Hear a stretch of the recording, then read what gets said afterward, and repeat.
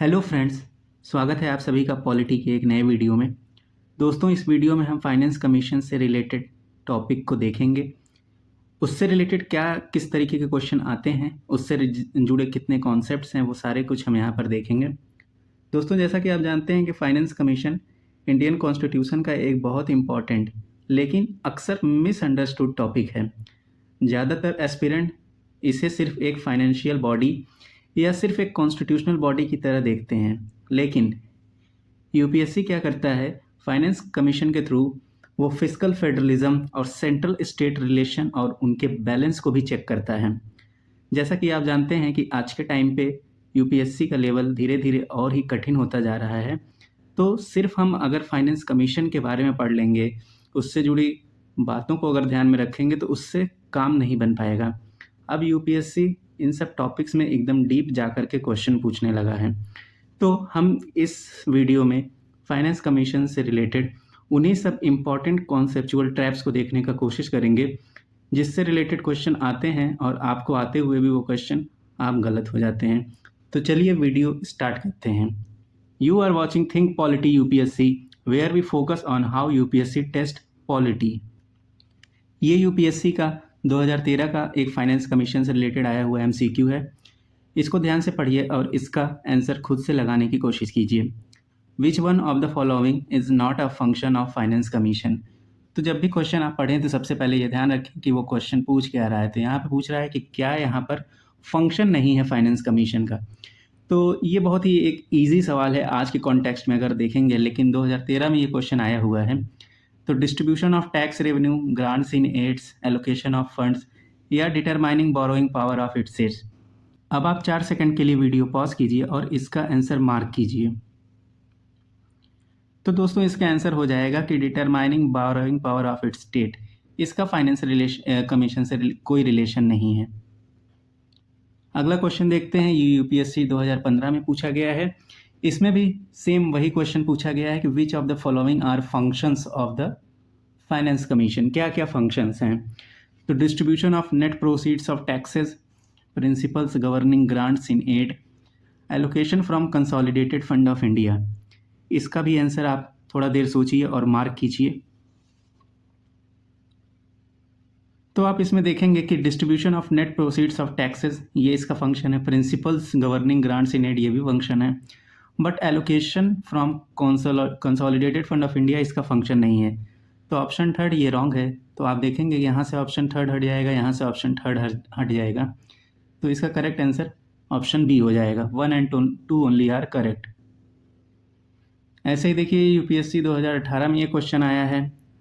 Finance commission of India is concerned with which of the following. First option is distribution of tax revenue between union and state, distribution of non tax revenue between union and states and grants in aids to the states. इसका answer आप लोग mark करने की कोशिश कीजिए। तो दोस्तों, इसमें जो distribution of non tax revenue between union and state है, ये इसका फंक्शन नहीं है। तो सेकंड ऑप्शन आपका गलत हो जाएगा। तो इस हिसाब से देखेंगे तो सेकंड ए ऑप्शन हट जाएगा, सी ऑप्शन हट जाएगा, डी ऑप्शन हट जाएगा, बचेगा आपका ऑप्शन बी। तो 1 and 3 इज द करेक्ट।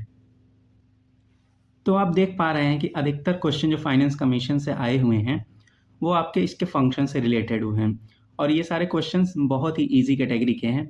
और जैसा कि आप जान रहे हैं कंपटीशन अब बढ़ गया है, तो अब इस टाइप के क्वेश्चंस आ सकते हैं। ऐसा नहीं है ये क्वेश्चंस नहीं आ सकते हैं, लेकिन अब यूपीएससी इन क्वेश्चंस को और डीप में जा करके इसके कॉन्सेप्ट्स को चेक करेगा। तो चलिए इन्हीं से रिलेटेड कुछ कॉन्सेप्ट्स को हम लोग देखेंगे और उसके बेसिस पे कुछ एमसीक्यूज सॉल्व करेंगे। दोस्तों, इस स्लाइड में हमने फाइनेंस कमीशन के बारे में कुछ इंपॉर्टेंट पॉइंट्स उससे रिलेटेड लिखे हैं। आपको एक काम ये करना है कि ये स्लाइड तो आपके पास है ही है, आप इसको पॉज करके चाहे तो नोट भी कर सकते हैं, लेकिन इन सबसे इम्पॉर्टेंट बात ये है कि मैं इसमें कुछ एक्स्ट्रा पॉइंट ऐसे बताऊंगा जो इसमें नहीं लिखे हैं, लेकिन एग्ज़ाम के पॉइंट ऑफ व्यू से वो बहुत ही ज़्यादा इम्पॉर्टेंट हैं। तो देखते हैं। जैसे आपको पता है कि फाइनेंस कमीशन हमारा आर्टिकल 280 में मैंशनड है। ये क्वासी जुडिशियल कॉन्स्टिट्यूशनल बॉडी है और ये प्रेसिडेंट द्वारा इलेक्ट किया जाता है हर 5 साल पे। अब यहाँ पर देखिए एक ट्रैप है। ट्रैप ये है कि क्या प्रेसिडेंट इसको सिर्फ 5 साल पे ही कॉन्स्टिट्यूट कर सकते हैं? लेकिन नहीं, यहीं पर आप देखिए कि ये प्रेसिडेंट हर 5 साल पे कॉन्स्टिट्यूट करते हैं, लेकिन ये 5 साल से पहले भी कॉन्स्टिट्यूट किया जा सकता है, मतलब अर्लियर में भी ये कॉन्स्टिट्यूट कर सकते हैं। तो कोई ज़रूरी नहीं है कि वो हर 5 साल पे ही करें, अगर ज़रूरत पड़ी तो वो 5 साल के पहले भी कॉन्स्टिट्यूट कर सकते हैं। दूसरा चीज़ हम देखते हैं कि कॉम्पोजिशन क्या होता है। तो आप जानते हैं कि इसमें चेयरमैन होते हैं और कुछ मेंबर्स होते हैं। तो आप देखेंगे इसमें एक चेयरमैन होते हैं और एक मेंबर्स होते हैं। कभी कभी क्वेश्चन इनके क्वालिफिकेशन से रिलेटेड भी पूछ लेता है। तो जब आप देखेंगे तो चेयरमैन का जो क्वालिफिकेशन है वो है कि एक्सपीरियंस इन पब्लिक मैटर्स। ये चीज़ ध्यान रखिएगा कि अक्सर आपको एमसीक्यू में यूपीएससी क्या करेगा, जो मेंबर्स हैं, मेंबर्स के क्वालिफिकेशन को चेयरमैन के क्वालिफिकेशन में डाल करके आपको ट्रैप करेगा। तो इसलिए ये पॉइंट आप हमेशा याद रखिएगा कि चेयरमैन का qualification experience in public matters है। मेंबर्स का देखेंगे तो 4 मेंबर्स होते हैं, 4 मेंबर्स ही होते हैं इसमें। एक होते हैं जज ऑफ हाई कोर्ट या एलिजिबल टू बिकम जज ऑफ हाई कोर्ट। दूसरे होते हैं अकाउंट्स से रिलेटेड, गवर्नमेंट के अकाउंट्स से रिलेटेड मेंबर्स होते हैं। तीसरा मेंबर ऐसे होते हैं कोई फाइनेंशियल मैटर या एडमिनिस्ट्रेशन से रिलेटेड होते हैं, जो जिसकी उनको जानकारी होती है, जैसे सेक्रेटरी वगैरह ये सब हो सकते हैं। और चौथा नॉलेज ऑफ इकोनॉमिक्स, कोई ऐसा पर्सन जिसको इकोनॉमिक्स का नॉलेज है वो इसमें हो सकते हैं। इसके कॉम्पोजिशन से रिलेटेड भी बहुत सारे ऐसे लॉजिकल और कॉन्सेप्चुअल क्वेश्चन हैं जो आप अभी आगे वाली स्लाइड्स में हम देखेंगे, जिसमें यूपीएससी आपको बहुत ही आसानी से फंसा सकता है। अगला देखते हैं फंक्शंस क्या है। फंक्शंस का जैसे हमने देखा अभी प्रीवियस स्लाइड्स में कि एमसीक्यू जो प्रीवियस ईयर में आए हैं वो बहुत ही ज़्यादा रिलेटेड हैं फंक्शन से। तो इसके क्या क्या फंक्शंस होते हैं। तो सबसे पहला distribution of taxes between centre and states. जैसा कि आप जानते हैं कि मेजर जो टैक्सेस हैं वो सेंटर के पास होते हैं और स्टेट्स के पास रेवेन्यू के सोर्सेस कम हैं। तो जो भी कलेक्शन सेंटर का होता है टैक्सेस में, उसका डिस्ट्रीब्यूशन कैसे किया जाएगा स्टेट्स को, वो इसका एक फंक्शन हो गया। दूसरा गाइडिंग प्रिंसिपल रिगार्डिंग ग्रांट्स इन सॉरी दोस्तों, यहाँ पर 2075 लिख गया है, ये गलत है, ये आर्टिकल 275 है, इसको आप लोग करेक्ट कर लीजिएगा। तो ग्रांट्स देने हैं जो स्टेट्स को, उसको कैसे किस प्रिंसिपल के आधार पर देना है, क्या क्राइटेरिया है, किस स्टेट को कितना ग्रांट मिलेगा, ये सब डिसाइड करना होता है। तीसरा फंक्शन है augment resources of state finance commission. मतलब जो स्टेट हैं वो अपने रेवेन्यू को कैसे बढ़ा सकते हैं, कैसे वो अपने रेवेन्यूज़ को जनरेट कर सकते हैं, रिसोर्सेज को कैसे बेटर यूटिलाइज कर सकते हैं, इन सब से रिलेटेड मेथड, इन सब से रिलेटेड जो भी प्लान होते हैं, जो भी तरीके होते हैं, उसको भी वो स्टेट फाइनेंस कमीशन को रिकमेंड करता है। और any other matter referred by president, president कोई और मैटर चाहें जिससे रिलेटेड फाइनेंस कमीशन को जानकारी देनी हो तो भी वो देता है। अब आप देखिए कि जब वो फाइनेंस कमीशन अपना रिपोर्ट किसको सबमिट करता है, प्रेसिडेंट को, अंदर आर्टिकल 281 के तहत। और जो भी वो रिकमेंडेशन देता है वो एडवाइजरी इन नेचर होता है, मींस पार्लियामेंट चाहे तो उसको अप्रूव करे, चाहे तो ना अप्रूव करे। और तीसरा स्टेटस ऑफ सिविल कोर्ट होता है। ये तो आप जान ही रहे हैं, हर कॉन्स्टिट्यूशनल बॉडी के साथ लगभग ये चीज़ें जुड़ी होती हैं कि उसके पास सिविल कोर्ट का आपका स्टेटस होता ही है। अब दोस्तों हमने मेन इंपॉर्टेंट जो पॉइंट्स थे फाइनेंस कमीशन के वो तो हमने देख लिए, लेकिन अब एस्पिरेंट सबसे ज़्यादा गलती कहाँ करते हैं, सबसे ज़्यादा उनको दिक्कत कहाँ होती है। अगर यूपीएससी थोड़ा सा भी क्वेश्चन को इधर उधर करता है तो वहीं पर वो क्या करते हैं, उनकी एब्सोल्यूट थिंकिंग स्टार्ट हो जाती है, वो उसको एक तरफा सोचने पे मजबूर होते हैं और उसी से उनका आंसर जो होता है गलत हो जाता है। अब देखते हैं, अगर आपको ऑप्शन में दे देता है कि फाइनेंस कमीशन एक परमानेंट बॉडी है, तो हर आदमी को लगेगा चूंकि ये कॉन्स्टिट्यूशनल है तो परमानेंट बॉडी होगी, लेकिन नहीं, ये परमानेंट बॉडी नहीं है। क्यों नहीं है? क्योंकि इसको हर 5 साल पे कॉन्स्टिट्यूट किया जाता है। एक बार कॉन्स्टिट्यूट होती है तो अपना उसका रिकमेंडेशन 5 साल के लिए वैलिड होता है, तो इसलिए ये एक परमानेंट बॉडी नहीं है। दूसरा पॉइंट है कि इनका टेन्योर फिक्स होता है और वो कॉन्स्टिट्यूशन में मेंशन्ड है।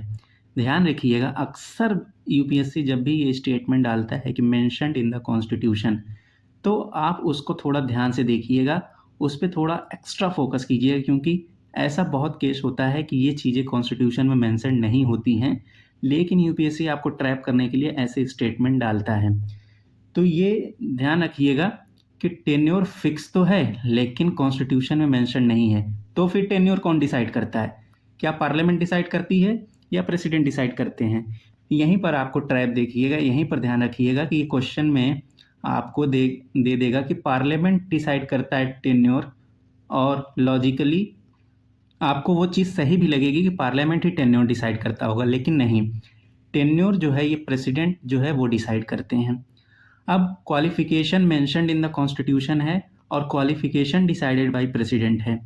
तो क्या क्वालिफिकेशन कॉन्स्टिट्यूशन में मेंशन्ड है? जब टेन्योर ही नहीं मेंशन्ड है तो क्वालिफिकेशन मेंशन्ड कहाँ से होगा? तो क्वालिफिकेशन भी आपका कॉन्स्टिट्यूशन में नहीं मेंशन्ड है। अब टेन्योर प्रेसिडेंट डिसाइड कर रहे थे तो क्वालिफिकेशन भी प्रेसिडेंट डिसाइड करेंगे? जी नहीं, यहीं पर आपको ट्रैप में फंसा लेगा। ध्यान रखिएगा कि क्वालिफिकेशन डिसाइड करता है सिर्फ और सिर्फ पार्लियामेंट। पार्लियामेंट ही है जो सिर्फ इसका क्वालिफिकेशन डिसाइड करती है, प्रेसिडेंट सिर्फ और सिर्फ टेन्योर डिसाइड करते हैं। अगला है कि जो वो क्राइटेरिया है जिससे वो टैक्सेस को डिवाइड करते हैं स्टेट और सेंटर के बीच में, वो फिक्स होता है। लेकिन नहीं, ये ऑप्शन भी गलत है। इसलिए गलत है क्योंकि जितनी बार फाइनेंस कमीशन कॉन्स्टिट्यूट होता है उसके टर्म ऑफ रेफरेंस जो कि प्रेसिडेंट डिसाइड करते हैं वो हर बार अलग हो सकता है, तो उसका कोई फिक्स्ड क्राइटेरिया नहीं होता है।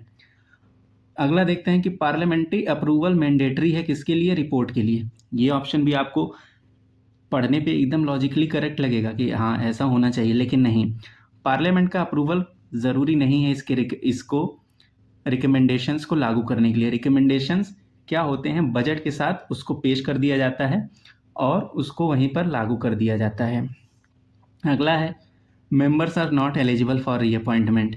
अक्सर ऐसा देखा जाता है कि कोई आदमी एक पद पर है तो वो दोबारा उस पर अपॉइंट नहीं हो पाएगा, लेकिन ऐसा नहीं है। ये स्टेटमेंट भी अगर आपको मिले तो ये ऑप्शन गलत है क्योंकि वो एलिजिबल होते हैं रीअपॉइंटमेंट के लिए।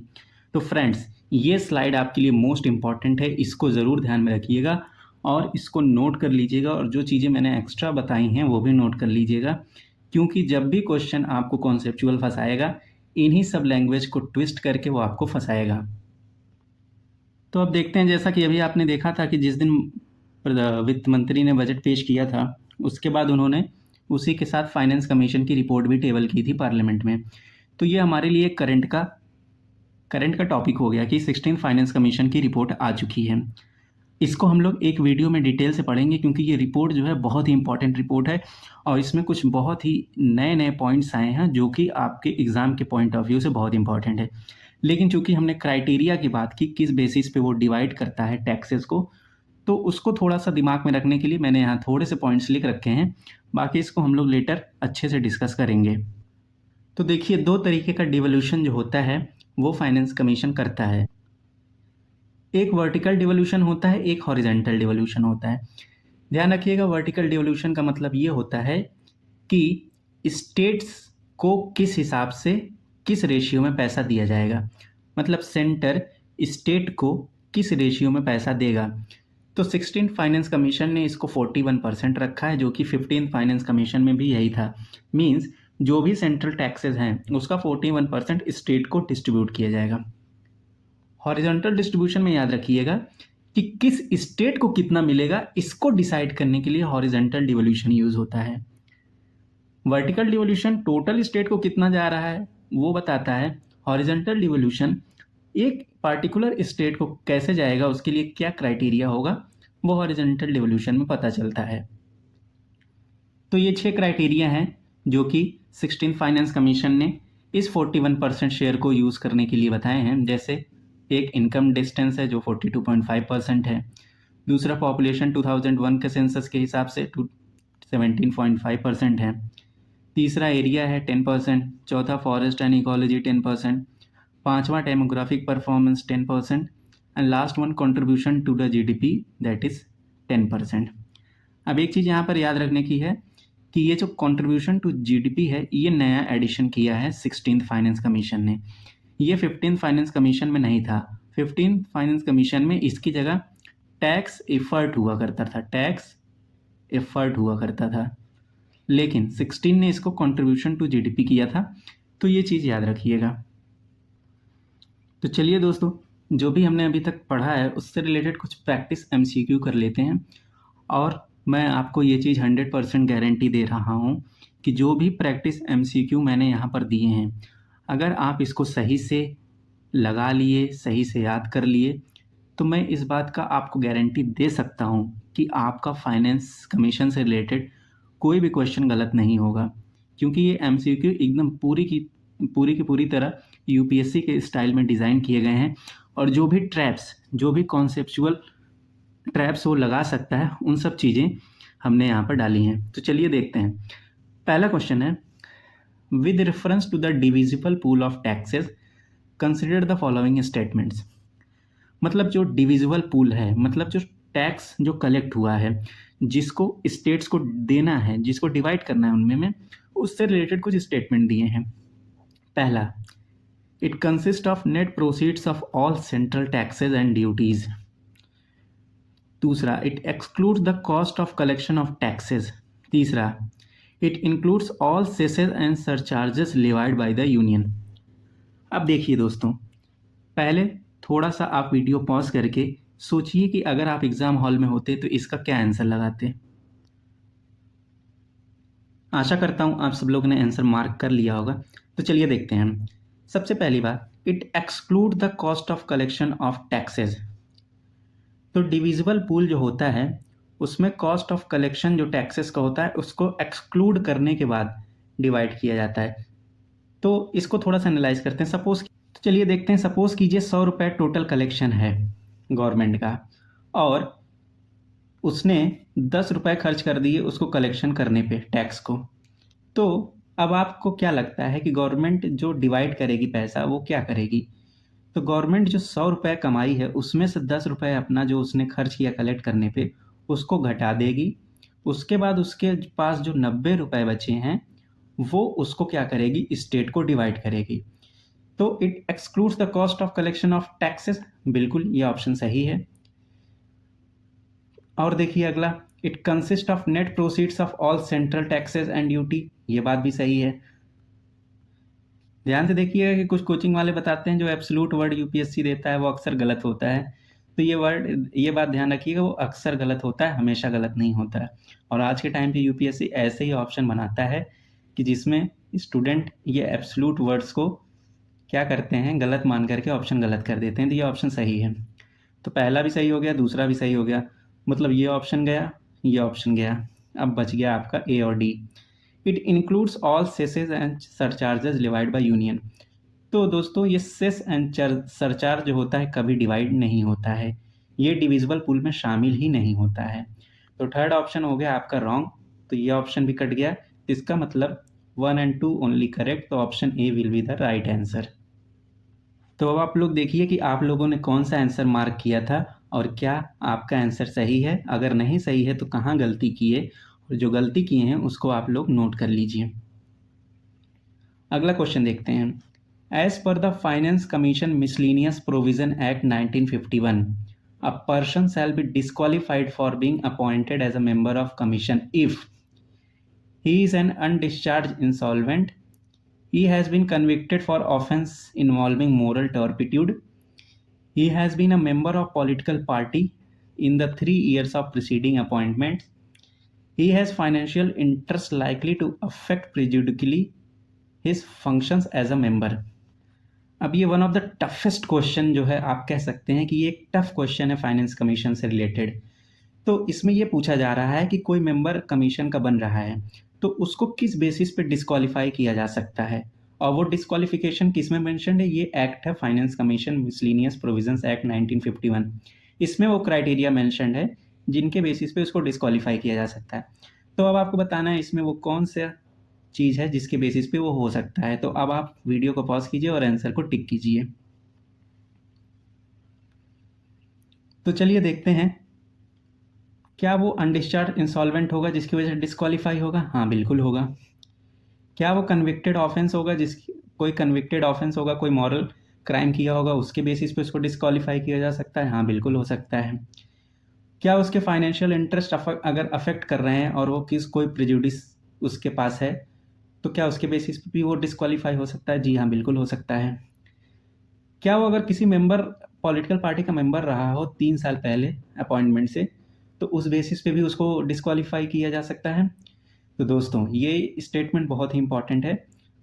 कॉन्स्टिट्यूशन कभी भी किसी भी मेंबर को जो कि किसी पॉलिटिकल पार्टी में रहा है या नहीं रहा है, उस बेसिस पे उसको डिस्क्वालीफाई नहीं करता है। कारण समझिए, क्या कोई पॉलिटिकल पार्टी में है तो क्या वो इकोनॉमिक्स का नॉलेज नहीं रख सकता है? बिल्कुल रख सकता है। क्या वो एडमिनिस्ट्रेशन या फाइनेंशियल मैटर में उसके पास नॉलेज नहीं है? बिल्कुल हो सकती है। तो इस बेसिस पे उसको कभी भी डिस्क्वालीफाई नहीं किया जा सकता। तो पहला सही है, दूसरा सही है और तीसरा सही है। तो क्वेश्चन पूछा है how many of the above statements are correct? कितना करेक्ट है? तो 3 करेक्ट हैं, तो इसलिए option C will be the correct, only 3। अब ध्यान दीजिएगा, इस टाइप के ऑप्शंस में जब तक आपको सारे स्टेटमेंट क्लियर नहीं होंगे तब तक इस टाइप के जो क्वेश्चंस होते हैं वो आप नहीं कर पाओगे। तो इसीलिए हर एक स्टेटमेंट को ध्यान से देखो और लॉजिकली सोचो। चलिए एक और क्वेश्चन देखते हैं। Consider the following regarding the procedure after finance commission submits its report. Report जब वो दे देता है उसके बाद क्या प्रोसीजर होता है, उससे रिलेटेड कुछ स्टेटमेंट दिए हुए हैं। प्रेसिडेंट मस्ट ले the report before each house of the parliament, ठीक है। It must B accompanied by an explanatory memorandum as to action taken on the recommendation. The report must be tabled within 30 days of submission to the president. How many of the above statements are correct? आप लोग थोड़ा सा वक्त लेके इसका question का answer दीजिए। तो चलिए हर एक स्टेटमेंट को वन बाय वन एनालाइज करते हैं। प्रेसिडेंट मस्ट ले report before each house of the parliament, ये बात सही है क्योंकि हमने अभी देखा था कि आर्टिकल 281 में यही चीज़ लिखा गया है कि फाइनेंस कमीशन रिकमेंडेशन अपनी सारी प्रेसिडेंट को सबमिट करेगा और वो पार्लियामेंट के सामने उसको पेश करेंगे। It must be accompanied by an explanatory memorandum as to action taken on the recommendation. जैसा कि हम जानते हैं कि रिकमेंडेशन बाइंडिंग नहीं है, लेकिन कोई रिकमेंडेशन एक्सेप्ट क्यों नहीं किया गया है या एक्सेप्ट किया गया है तो उसके बारे में लेकिन उनको एक्सप्लेनेशन देना पड़ता है। तो ये ऑप्शन भी सही है, पहला भी सही है। The report must be tabled within 30 days of submission to the president. Article 281 ऐसा कोई बाउंडेशन नहीं लगाता है कि 30 डेज के भीतर उसको सबमिट करना है। तो ये ऑप्शन हो गया आपका गलत। पूछा है how many of the above statements are correct, तो इसमें 2 करेक्ट हैं, तो option B will be the correct, only 2 is the correct answer. तो दोस्तों अब आपने देखा कि कैसे टाइप के एमसीक्यू हैं जिनमें यूपीएससी आपके साथ खेल करता है। अब कुछ गोल्डन रूल्स हैं जिसको आप ध्यान में रखिएगा, जैसे कि फाइनेंस कमीशन प्लानिंग कमीशन नहीं है। फाइनेंस कमीशन क्या करता है, रेवेन्यू को शेयर करता है, उसका फॉर्मूला बताता है। प्लानिंग कमीशन क्या करता है, ये प्लान करता है प्रोजेक्ट्स का। तो ये दोनों सेम नहीं है, तो ये चीज़ ध्यान रखिएगा। फाइनेंस कमीशन फिस्कल फेडरलिज्म की बात करता है, बिल्कुल स्टेट्स के साथ क्या होगा, उनको रिसोर्सेस कैसे मिलेंगे, इसकी बात करता है, तो ये भी है। तीसरा रिकमेंडेशंस बाइंडिंग नहीं है, तो जानते ही हैं हम। चौथा parliament decides the qualification and conditions of service, ये हमने पहले बात कर ली है, ये भी इंपॉर्टेंट है। और दूसरा recommends measure to strengthen resources of local body, मतलब पंचायत और म्यूनिसिपैलिटीज़ के रिसोर्सेज को कैसे बढ़ाया जाए, इसका रिकमेंडेशन भी वो देता है। तो ये बात भी इसमें बिल्कुल सही है। तो दोस्तों ध्यान रखिएगा कि फाइनेंस कमीशन जो है ये इम्पॉर्टेंट क्यों है, क्योंकि जो इम्बैलेंस क्रिएट होता है सेंटर और स्टेट्स के बीच में उसको ये बैलेंस करता है। मीन्स सेंट्रल के पास रिसोर्सेज ज़्यादा हैं और स्टेट्स के पास खर्चे ज़्यादा हैं, तो उसको बैलेंस करता है।